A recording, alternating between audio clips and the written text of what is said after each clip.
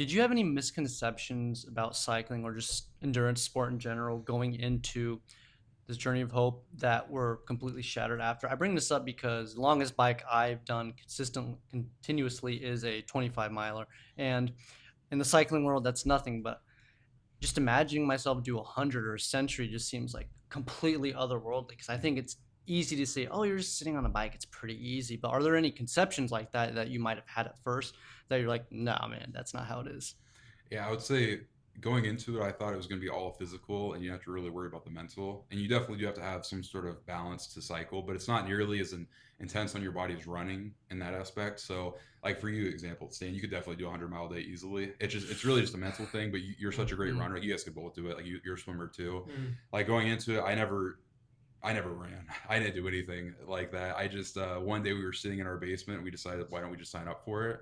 Before I then, love it. I yeah, love that. That's yeah. great. There's like three of us. We're just like, let's just do it. Like, why not? Yeah. So going into that though, I rode like a mongoose bike around from Walmart until I turned like 15, and I got my permit. And then I never used it again. Right. So before that, I never used like a shifting bike or anything. So learning it and going into it, I was really worried about the endurance aspect of it. And that, like I said, that is still important. Like you can't just not train and expect you're going to be able to do the trip. But I feel like the biggest thing you really need to train and just get used to is the mental aspect on it. Mm. Because when you wake up, especially doing it back to back, you're doing it like 67. There's a 67-day total trip. You probably have about 8 or 9 rest days. So it's like you're going like every single day. And so there's days you wake up and like you're chafed, like you're just feeling bad, your legs are super sore. Yeah. It's a 6 a.m. wake up. I had a lot of times where my air mattress just deflate in the middle of the night. So I'm waking up on like the gym floor, or we sleep in gyms where the lights are automatic. So anytime somebody moves, it turns on automatically. So there are nights where you're getting no sleep and like you're physically just not there. But if you can just overcome the mental aspect, Yeah. then it's all that's the biggest thing. It's all mainly mental. And I can't allude to that with running. Running to me personally, it's I just can't do. I'm not that great at it. But with cycling, I feel like it's all just mental.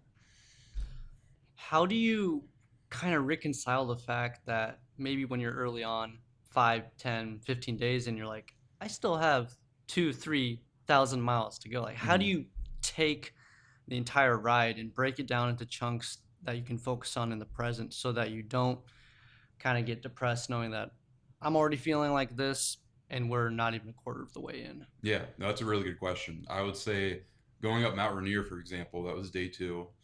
Like a no training on any elevation for me. And when I was going up Mount Rainier, we had like 30 miles straight. We were just climbing, and within the first 2 miles on that, so I'm probably a solid 89 miles into the whole trip. Period. So I saw like 4,000 left. Right there, I'm like, what am I doing? Like, why did I do this? Like, I'm coming. I'm not gonna be able to do all this. And then we talked about it on the bike a lot too, because you have a lot of downtime where you're talking to the four guys in your pace line. You're getting to learn all about them. And our biggest thing was just taking it one day at a time. And it really helped having a friendship visit the day of. So Mm. like you're cycling for them. It's not just Right. about you. It's not about you're not trying to get any personal status or wealth from it or anything. You're purely cycling for the actual organization itself, as well as the people you're going to visit and impact.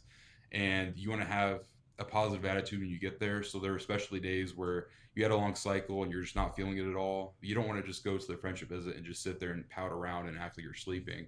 You're gonna have a good positive atmosphere. You're gonna make sure it's a memorable experience for them. Because like I mentioned earlier, they all are very passionate about it. Because these orgs, we go to a lot of the same orgs the whole time. So there's some orgs that have been like partners with the ability experience for over 20 years. Okay. And there's people that are in those orgs that have been experiencing it for the 20, 15 years too. So they know every single year there's gonna be a group of cyclists that come in, and you don't want to be that one group that let them down. So I would say that was the Yeah. biggest thing as far as motivation goes, is just being there for those people and making sure they have a great experience too. That's fantastic. That truly, I mean, I'm just trying to think, I can't even imagine 80 miles on a bike. Maybe we'll sign up. I don't know. Don't hold me to that. Um, I do have a question. So at least right now for my life, things are moving a million miles an hour, and you've mentioned that it's a great time during this journey that you were able to slow down and reflect. Was there anything that you were trying to resolve or kind of figure out with your life during that time? Because I mean, you're a few years older than me, Mhm.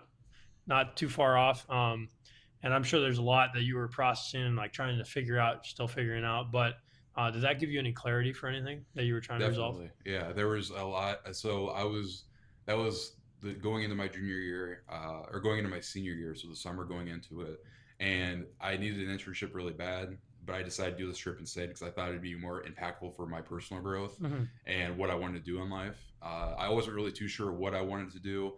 At the time, I was kind of questioning my major. So I majored in finance and econ, and I wasn't too sure. Honestly, still now, I don't like sitting behind a computer all day, but I was really Yeah. contemplating that at that time. And I realized on the trip that, I already signed up for it. I'm pretty far into it. And it's not that I don't enjoy it, but I wanted to find something more meaningful to kind of counterbalance it almost, I Hmm. guess you could say. And I feel like trips like this have been very impactful in that because now like I'm very passionate about the ability experience. I donate a lot to them, a lot relative to what I make. I'm Yeah, not, yeah, yeah, no, but yeah, I try anything to, is something, right? yeah. And Yeah. then I tried like last summer I did Gear Up Florida, which is a smaller event, same exact organization, same setup. Instead, you're just going across Florida. Okay. So I like to, and we do events like that every year. And I feel like the clarity, it helped me realize that not everything's materialistic, like we talked about earlier, Hmm. and not everything's about screen time, social media, and virtual interaction. You want to really live in the moment. Yeah. Like it was very empowering. We had a guy named Jude Shaw. He is really cool. He's a guitarist right now in Australia on a tour. Sick. Really cool, from Boulder. And when he got there, he decided to leave his phone in Boulder. He just didn't bring his phone Damn. the whole trip. Mad respect. And yeah, it was insane. I don't know how he did it, but he was the pinnacle of living in the moment.